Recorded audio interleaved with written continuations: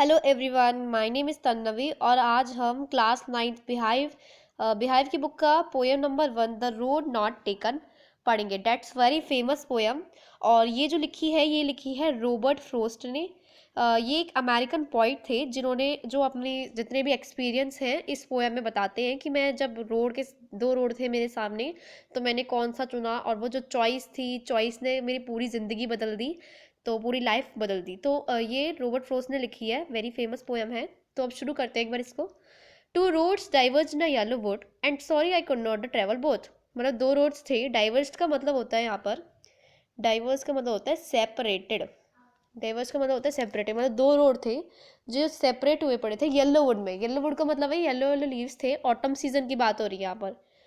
तो वो कहते हैं कि दो रोड्स थे जो कि सेपरेट हो रहे थे मेरे सामने। एक मतलब फॉरेस्ट के शुरू में खड़े थे वो, और येलो मतलब ऑटम सीजन का टाइम था। And sorry I could not travel the both.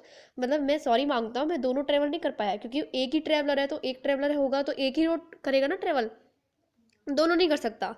And be one travel long I stood, और अगर मैं एक ट्रैवलर हूँ और मैं दूर तक देख रहा हूँ, and look down one as far as कुड, तो मैं दूर तक देख रहा हूँ कहाँ जो ये रास्ता है ये कहाँ बेंट हो रहा है, कहाँ पे। तो to where it bent in the undergrowth, मतलब जहाँ पे झाड़ियाँ हैं एक रोड पर, जहाँ पे झाड़ियों से वो घिरा हुआ है। अंडरग्रोथ का मतलब होता है झाड़ियाँ, ठीक है। Then took the other just as fair, तो मैं दूसरा वाला चुनता हूँ अपने भले के लिए। And having perhaps the better claim, क्योंकि मुझे ऐसा लगता है कि मुझे उसमें कुछ फ़ायदा मिलेगा। Because it was grassy and wanted wear, क्योंकि जो पहला रास्ता था वो जो ग्रासी था और उस पर कोई चला नहीं हुआ था, ठीक है। जिसमें मतलब दूसरा वाला रास्ता था वो दबा दबा सा था, मतलब उस पर लोग ज़्यादा चलते थे। और जो दूसरा वाला रास्ता था ग्रासी था, क्योंकि उस पर वो लेस ट्रेवल्ड बाई था। द रोड नॉट टेकन, मतलब जो रोड लोगों ने नहीं लिया, पोइट सोचता है मैं ले लेता हूँ उसे। Though as for the that passing there, मैं यहाँ से पास कर सकता हूँ। एंड वॉन्ट them really about the same, कि वो दोनों सेम रहेंगे, लेकिन मैं ग्रासी वाला लेना चाहता हूँ क्योंकि उसमें लोगों ने कम चला है, ठीक है। And both that morning equally ले, सुबह भी वो देखते हैं तो सुबह भी वो सेम ही रहते हैं दोनों रोड। एक पर ज़्यादा चला हुआ होता है और एक जो है वो ग्रास से पूरी घिरी हुई होता है एक road. In leaves no step had trodden back black, मतलब कोई भी नहीं चल के गया था अभी भी उस रास्ते पर। अगले दिन जब वो देखते हैं, oh I kept the first for another day, मतलब जो वो पहला रास्ता है मैं उसे अगले दिन के लिए छोड़ रहा हूँ और अब मैं दूसरा वाला रास्ता ले रहा हूँ जो कि लेस ट्रेवल्ड बाय है। Yet knowing how way Leeds on two way, और पॉइंट जानते हैं कि मैं कह तो ऐसे रहा हूँ कि पहला मैं दूसरे दिन के लिए छोड़ रहा हूँ, लेकिन मुझे पता है मैं एक बार इस रास्ते चला गया तो पीछे का रास्ता कभी वापस नहीं आएगा। इसका मतलब है कि अगर हमने जो रास्ता ले लिया ना, उसके बाद हमारे सामने वो रास्ते कभी नहीं आते हैं। जो आपने रास्ता ले लिया वो आपकी पूरी लाइफ को बदल देता है, ठीक है। तो वो जानते थे, फिर भी वो कहते हैं कि ये जो पहला वाला रास्ता है मैंने किसी और दिन के लिए छोड़ दिया। Yet knowing how it leads on two way I doubted if I should ever come back, मतलब उन्हें डाउट होता है कि मैं कभी वापस भी आ पाऊंगा इस रास्ते पे। मैंने कह तो दिया कि मैं ये पहला रास्ता दूसरे दिन के लिए छोड़ रहा हूँ, लेकिन वो सोचते हैं मुझे डाउट है कि मैं कभी वापस भी आ पाऊंगा ये दोनों रास्तों पर।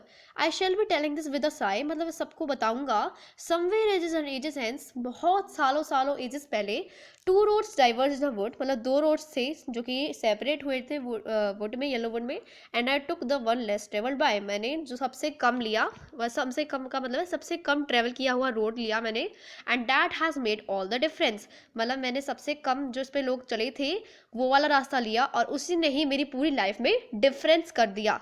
तो मतलब इसका कहने का मतलब क्या है, आप जो रास्ता चुनते हैं उसे सोच समझ के चुनना चाहिए, क्योंकि वही जो रास्ता जो है ना वही आपकी पूरी लाइफ की जो है शेप बदल देता है।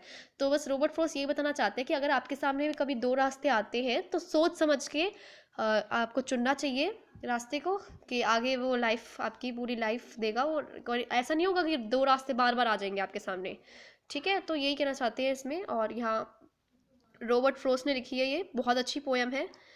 और इसकी एक बार राइमिंग स्कीम और देख लेते हैं। एग्जाम्स में राइमिंग स्कीम जो है अक्सर पूछ ली जाती है, तो इसकी जो राइमिंग स्कीम है ना वो है ए बी।